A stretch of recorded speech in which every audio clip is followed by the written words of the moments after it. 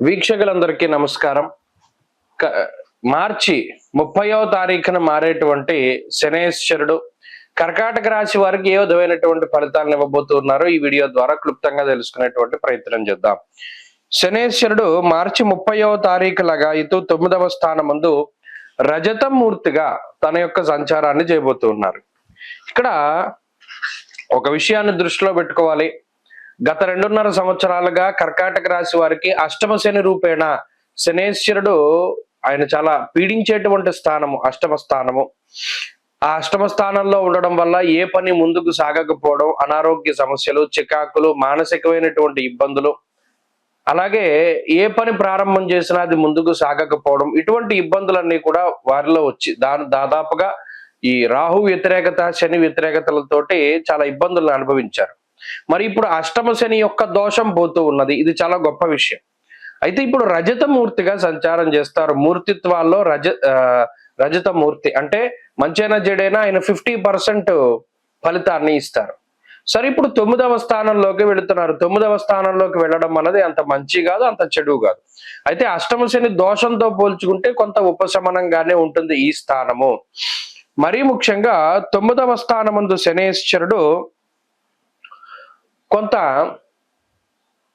శోకం, రోగం, మహాదుఃఖం, క్వచిత్ ద్రవ్యం, కుచిత్ సుఖం అన్నారు. ప్రత్యేకించి 9 కూడా అంత మంచిది కాదు. ఈ శనేశ్వరుడికి ఎంతసేపు ఉపచయ స్థానాల్లో ఫలితం 3, 6, 11 త్రిషష్ట లాభాలే. కానీ 9వ స్థానంలో వచ్చేటువంటి ఫలితం 50% వస్తుంది కాబట్టి అది కూడా కొంత అనుభవించవలసి వస్తుంది. అయితే ఇది అష్టమ శని అంత విపరీతమైన దోషం కాదు. ఏమవుతుందండి ఇందులోనూ? ఏదో ఒక రకమైనటువంటి మానసిక క్లేశాలు ఉంటూ ఉండడం, అది అందరికీ సాధారణంగా ఉంటాయి. దాని గురించి ప్రత్యేకించి బాధపడాల్సిన పని లేదు. 9వ స్థానము అనేటువంటి స్థానం ఏంటంటే అది భాగ్యస్థానము.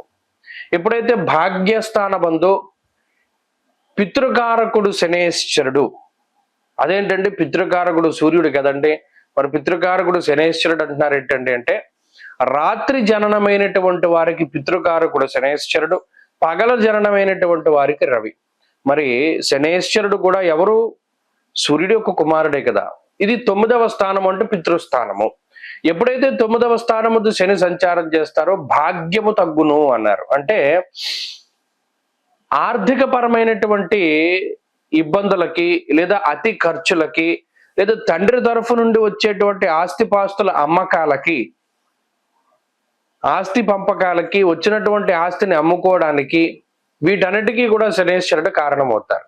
అలాగే భాగ్యము అంటే పుణ్యమే. దానికి ఇంకో పేరు ఏంటయ్యా అంటే పుణ్యం.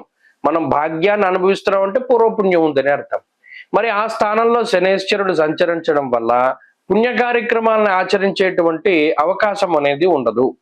కొన్ని సందర్భాల్లో ఇది 50% రిజల్టే కదా. కొన్ని సందర్భాల్లో అంటే ఏదైనా తీర్థయాత్రలకు వెళ్ళడానికి వాటికి తక్కువ అవకాశం ఉంటుంది. ఎంతసేపు కూడా లౌకిక సంబంధమైనటువంటి వ్యవహారాల్లో పూర్తిగా నిమగ్నమయ్యేటువంటి పరిస్థితులు ఉంటాయి.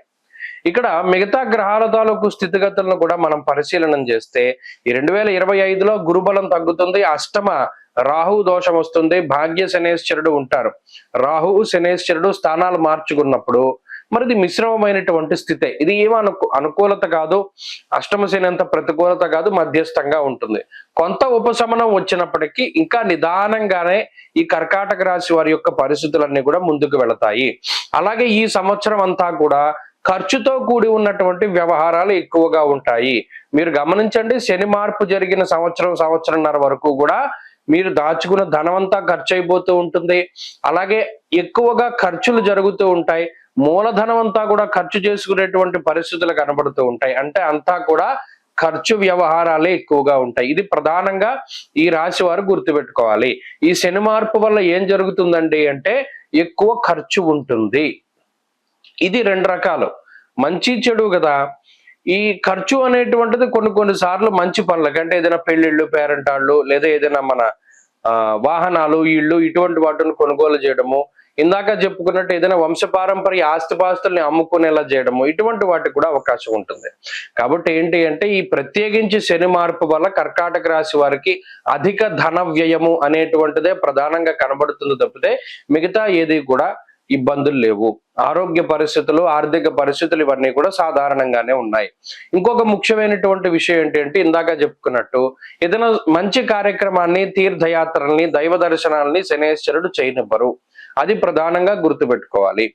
ఏదైనా పుణ్యనది స్నానం చేద్దాం అనుకున్నా, ఏదైనా తీర్థయాత్రకి వెళదాం అనుకున్నా అంత అవకాశాన్ని ఇవ్వరు, అంత టైం ఇవ్వరు. ఎప్పుడు ఏదో ఒక బిజీగా గడిపేటువంటి పరిస్థితులే ఉంటాయి తప్పితే ఇంత సావకాశంగా ఇక్కడికి వెళదాం, అక్కడికి వెళదాం అనేటువంటి ఆలోచనలు ఉండవు.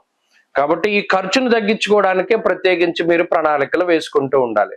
అవసరమైన, అనవసరమైన ప్రత్యేకించి ఎక్కువ ధనాన్ని ఖర్చు పెట్టడం ద్వారా మాత్రమే ఈ శనేశ్వరుడు ఇబ్బందిని కలగజేస్తారు. కాబట్టి అదే ప్రధానమైన విషయం.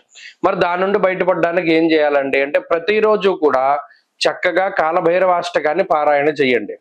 అలాగే లలితాదేవి యొక్క ఆరాధన చెయ్యండి. అమ్మవారి యొక్క దేవి ఖడ్గమాల స్తోత్రం గాని, మరే ఇతరత్ర స్తోత్రాలను కానీ పారాయణ చేస్తూ ఉండండి.